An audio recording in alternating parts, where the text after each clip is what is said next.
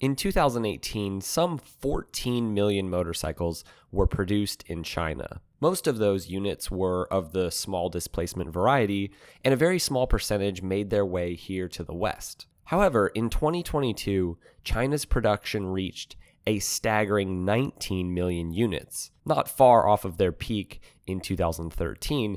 And if you've been paying attention, many of the biggest Chinese manufacturers are building the infrastructure and model ranges necessary to succeed in places like the United States. Chinese manufacturers are not only partnering with brands like Triumph and Harley and MV Agusta and KTM and BMW and, well, basically everyone.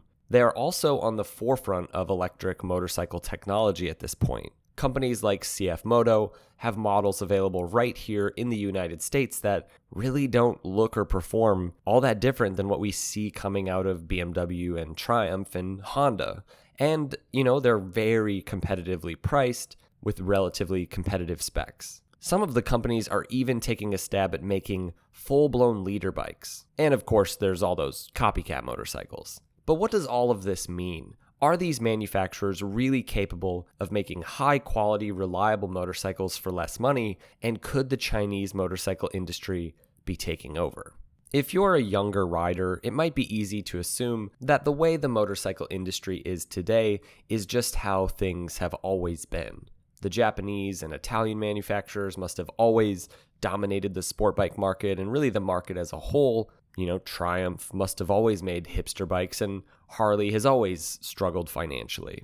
Okay, that last one is true. But in the beginning of this whole motorcycle thing, it was actually all quite regional. And by regional, I mean the West. The first companies to set out to actually make these two-wheeled wonders were British and American. And because they were the first to the dinner table, they ate most of the food for quite a while. Companies like Harley and Indian and Triumph and Norton, and actually a whole host of smaller manufacturers in Great Britain and America, were way ahead of the rest of the industry as a whole. World War II really changed everything, though. In Germany, efforts to build the war machine brought about significant developments for motorcycle technology and just automotive development as a whole. In the West, in general, the major manufacturers grew larger, while the lesser-known companies died off. But there's one significant way in which World War II really changed the landscape of the global industry as a whole, and it's more about the aftermath of the war than anything else. In Great Britain, BSA and Norton and Triumph followed suit with the major British sports car manufacturers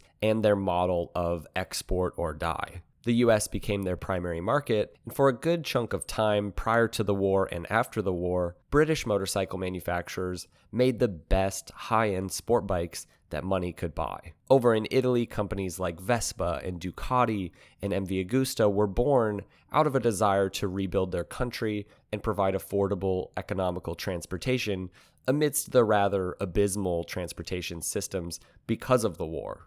These difficult times brought about some of the best motorcycles in the world.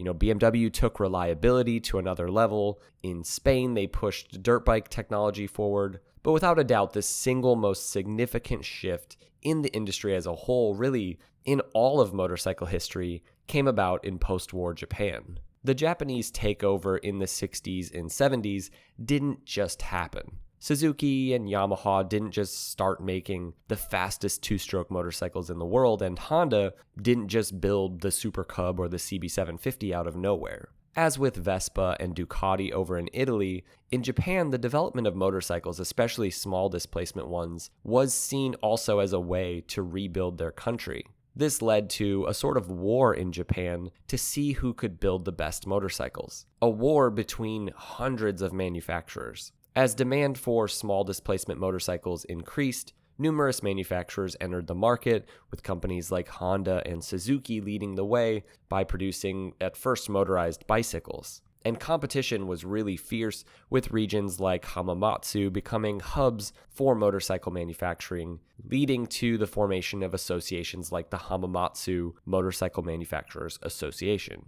The post-war era saw Japanese motorcycle races gaining popularity, contributing to the growth of the industry, and these races, coupled with government-sanctioned gambling, showcased Japanese motorcycles' capability and really spurred innovation. companies like Yamaha emerged as players in the racing scene, further driving competition and weeding out weaker manufacturers. Throughout the 50s and 60s, many Japanese motorcycle companies consolidated or went bankrupt, leaving only a handful of major players such as Honda, Suzuki, Yamaha, and then later Kawasaki. These companies really distinguished themselves through innovation, investment in research and development, and a focus on building reliable and high-performing motorcycles. The success of Japanese motorcycle manufacturers was not just about making superior products, but also about effective management, production, and business practices. Companies faced challenges such as tumultuous dealer relationships and really intense competition, leading to the survival of only the strongest players in the industry. By the time Japanese motorcycles entered Western markets, companies like Honda and Suzuki had already honed their skills through that intense competition in Japan, and they leveraged their experience and resources to rapidly innovate and then dominate pretty much all of the global markets, ultimately challenging and surpassing the established Western competitors. The big four Japanese manufacturers grew because they invested millions into understanding their current markets, and they worked to understand what actual riders wanted. To fill the gaps in the market, their bikes would answer the right questions, so to speak. And then when it came time to execute on a specific model or a business plan overall, they often would just do everything right. Jay Leno points out that the companies like Honda, they exported in a different way than, say, Triumph or BSA, in that the motorcycles, for example, came completely put together and ready to go in traditional dealerships, whereas, a British dealer might also be a gas station, and that motorcycle might have been put together by, some high schooler, leading to quality issues. But in thinking about a potential oncoming shift in the global motorcycle industry, it's worth comparing our current situation to what we saw with the Japanese manufacturers through the 60s and 70s. What exactly is happening in China in regards to motorcycle production? Well, motorcycle manufacturing really started in China in the early 50s under the New People's Republic of China, and a major push towards just broad industrialization in the country. In the early years, motorcycles were made by companies primarily for military purposes, the first of which was a 500cc model, made essentially as a copy of the German K500 motorcycle. Prior to the 70s, the only manufacturer making civilian models was the Beijing Motorcycle Factory. At the end of the 1970s, what we could call the modern era of Chinese motorcycle manufacturing really began. Similar to Japan in the 50s, most of the domestic motorcycle production was centralized in one location in China, that is the city of Chongqing. By the year 2000, China was actually the single biggest producer of motorcycles in the world, though they would be overtaken by India in the coming decades. For example, though, in 2022, it's reported that China far surpasses the rest of the world in terms of revenue in exporting motorcycles. Thus far, I've spoken about Chinese motorcycles from my thoroughly Western perspective, as though they've only recently become a thing, when this is clearly not the case. But what does seem to be a more recent trend is the push towards making bigger, more premium motorcycles, beyond just scooters and commuters, and really a desire to develop their own engines instead of, for example, copy older engine models. It's fair to say that until relatively recently, Chinese motorcycles were almost synonymous with cheap, crappy products. There are many reasons why this is the case. Not all of them are unfounded. But at this point, so much manufacturing comes out of China, this notion that it's not possible for good products to come from China is a bit ridiculous. There are quality craftsmen and manufacturers, and not so quality ones, everywhere. And China is no different, despite what that one Fortnite video might make you think. But this doesn't change the fact that many riders have a bad taste in their mouth when they look at Chinese motorcycles. These manufacturers benefit from a regulatory environment where copyright, trademark, and patent laws are just not strictly enforced. And this lack of enforcement makes it easier for them to replicate designs without facing legal consequences. Copying designs from established brands enables Chinese manufacturers to produce motorcycles at lower costs by avoiding expenses associated with research and development, and this strategy allows them to offer similar looking motorcycles at significantly lower prices, undercutting original brands, and they capitalize on market demand for popular motorcycle designs by producing imitation models that closely resemble the originals. And some notorious examples include replicas of the Honda Super Cub and Harley motorcycles and BMW's GS series, even, Yamaha's R1, and that one Super Veloce knockoff. Ugh. Now, it's not that Chinese companies can't make good, originally styled motorcycles. Today, Chinese manufacturers such as Lansin and Zongshen, and I can't pronounce most of these, but CF Moto, they're among the largest in the world, and they do produce, a wide range of motorcycles, and they've established themselves as formidable competitors in the global market. And Westerners are beginning to accept that these companies are capable of making good machines, and, the major Chinese players, they do have a huge head start when it comes to electric motorcycle development. But what's interesting is how these major Chinese manufacturers are now approaching the Western markets, and the question of whether or not they can have the kind of massive success they seem to be aiming for as they build out their lineups to be more competitive in every area of the market. In the past, the way industry has been approached in China is quite different than what many here in the US are used to. Take real estate, for example, and the phenomenon of cities that are almost entirely empty in China. There's kind of this crazy all-in way of doing things that doesn't always pan out. When it comes to motorcycles, it almost feels like they're forcing it, like they're trying to mimic what we saw with the Japanese companies in the 60s.